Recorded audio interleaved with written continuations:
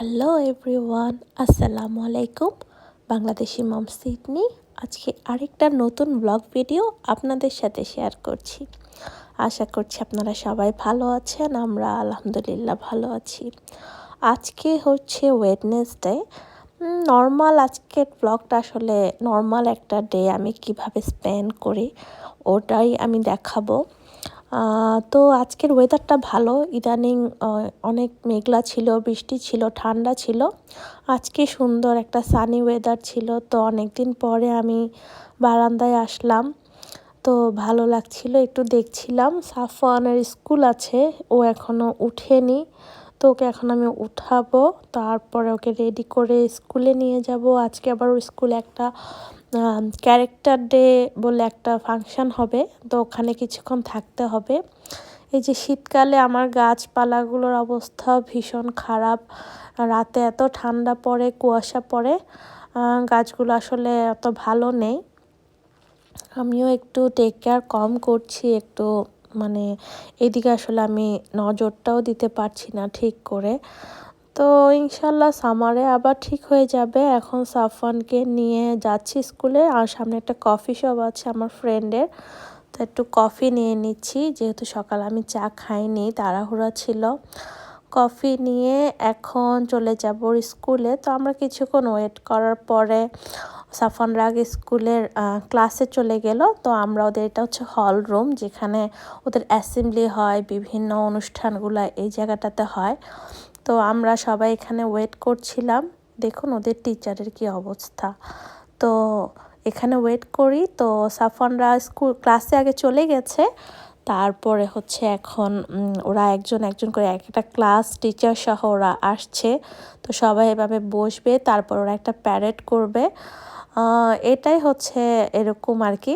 তো character day হচ্ছে এটা, বিভিন্ন গল্পের যে ক্যারেক্টার থাকে বা মুভির যে ক্যারেক্টারগুলো, তো বাচ্চারা ওইভাবে সেজে আসে, টিচাররাও অনেক মজা করে, টিচাররাও ওইভাবে সাজগোজ করে আসে। এটা আসলে সিমিলার আমাদের যখন বাংলাদেশে আমরা করি, যেমন খুশি তেমন সাজো, এই টাইপের একটা অনুষ্ঠান আসলে। তো এখানে ওরা ক্যারেক্টার ওয়াইজ করে, এটা কোনো ইয়ে নেই, বাধ্যবাধকতা নেই যে ক্যারেক্টার আপনাকে চুজ করতে বলবে সেটাই আপনাকে করতে হবে। জাস্ট যে যার পছন্দ মতো, বাচ্চাদের অনেক ক্যারেক্টার পছন্দ থাকে। তো সাফওয়ান লাস্ট টাইম স্পাইডারম্যানের ক্যারেক্টারের কাপড় চোপড় পরেছিল, তো এবার সে স্পাইডারম্যান পরবে না। তো ওকে একটা ওয়ালি বলে একটা ক্যারেক্টার আছে কার্টুনের, তো ওই ক্যারেক্টারের একটা ড্রেস, আমি জাস্ট একটা টি শার্ট, সে আবার পুরো ওয়ালির একটা টুপিও থাকে, বাট আমি ওকে টুপিটা দিয়েছিলাম ক্লাসে, কিন্তু সে এটা পরে আসেনি, সেটা পরবে না। সে আমাকে বলছে স্লোক ফানি। তারপর ওখানে আবার ওয়ালের একটা গ্লাস থাকে, ওই গ্লাসটাও আমি ওকে দিয়েছি, কিন্তু সে সেটা পরবে না। সো কিছু করার নেই, আসলে ওদের পছন্দ মতোই ওরা করে। তো এই যে এটা হচ্ছে সাফওয়ানের ক্লাসের সবাই এখন হল রুম থেকে বের হচ্ছে, এই যে সাফওয়ান, তারপরে ওরা পেছন দিকে যেয়ে তারপরে ওরা এখন প্যারেড করবে। দেখুন না কি সুন্দর লাগছে। আর টিচার, এইটাও একটা টিচার বাটারফ্লাই হয়েছে। তো এখন আমি ওয়েট করছি, সাফওয়ানদের নাম টিচার অ্যানাউন্স করছে যে এখন ও যেহেতু ক্লাস 1-এ আছে, তো 1-এর বাচ্চারা এখন আসবে প্যারেড করতে। তো সবাই আসলে অনেক ফানি ছিল, আমি সবটুকু তো ভিডিও করতে পারিনি, একটু একটু করে নিচ্ছিলাম ভিডিও। কিন্তু বাচ্চারা স্টেজে আসে, যে আসলে নার্সারির যে ছোট বাচ্চারা আছে, ওরা স্টেজে এসে অনেক ফানি কাজ করছিল। টিচার ওদেরকে বলছিল এদিকে যাও এদিকে যাও, তারা এসে দাঁড়িয়ে আছে, কেউ ওর বাবা মাকে টাটা দিচ্ছে, কেউ টিচারের দিকে তাকিয়ে আছে। তো আমরা গার্জিয়ানরা সবাই অনেক মজা পাচ্ছিলাম, আমরা হাসাহাসি করছিলাম, তারপরে অনেক, ওরা আসলে অনেক এনজয় করছিলাম। তো সাথে আমাদেরও অনেক মজা লাগছিল ক্যারেক্টারগুলো দেখতে।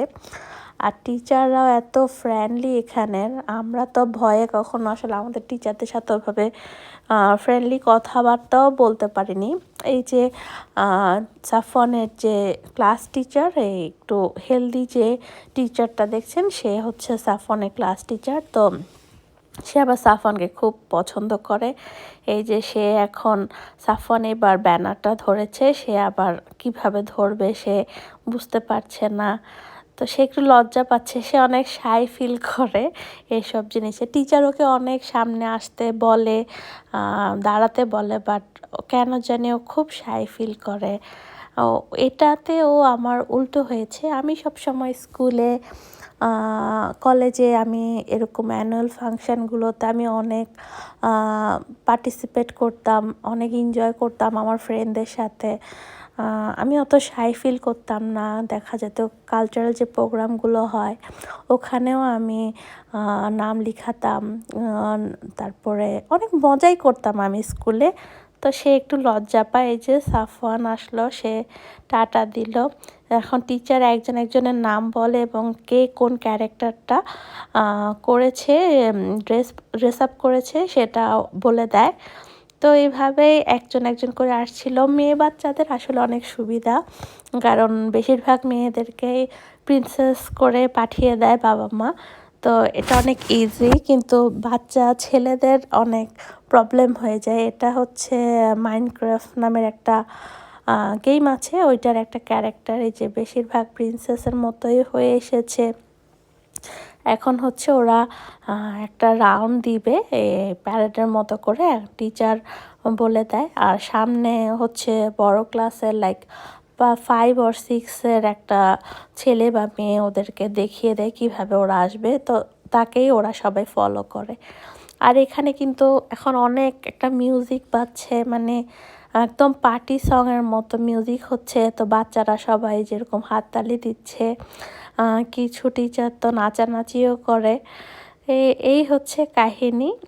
এই বাচ্চাটা আসলে আমি অত ক্যারেক্টারের নামও জানি না, ওরা যত নাম জানে। তো আমাকে সাফওয়ানকে আমি যখন পরে ভিডিও দেখিয়েছি, তখন সাফওয়ান বলছিল যে হ্যাঁ এটা এই ক্যারেক্টার, এই ক্যারেক্টার।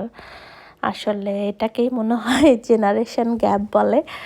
আমি অনেক কিছুই এখনকার বাচ্চাদের চিনি না, জানি না। আমাদের সময় তো জাস্ট কয়েকটা কার্টুনই আমরা দেখতাম। আমার ফেভারিট ছিল মিনা কার্টুন, আর মিনা কার্টুন ছিল। তারপরে আসলে এখন নামটাও মনে আসছে না। অনেকগুলো ওরকম ক্যারেক্টার আমরা দেখতাম, ওগুলোই ছিল। যে দেখুন, মানে বাচ্চারাই নাচানাচি শুরু করে দিয়েছে। সাফওয়ান তো লাফাচ্ছে। সে এখন তার একটু লজ্জা কমে গেছে, এখন সে সবাইকে টাটাও দিচ্ছে, হাই হ্যালো বলছে।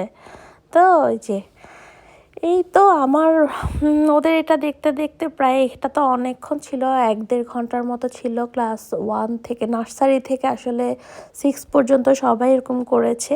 তারপর ওরা ওদের ক্লাসে যেয়ে ওরা অনেক কাজকর্ম করে। আমি চলে এসেছি বাসায়, যেহেতু আমার রান্না বান্না আছে, আবার ওকে 3টার পর আমাকে পিক করতে হবে। আমি শাশুড়ি বাসায় আছে।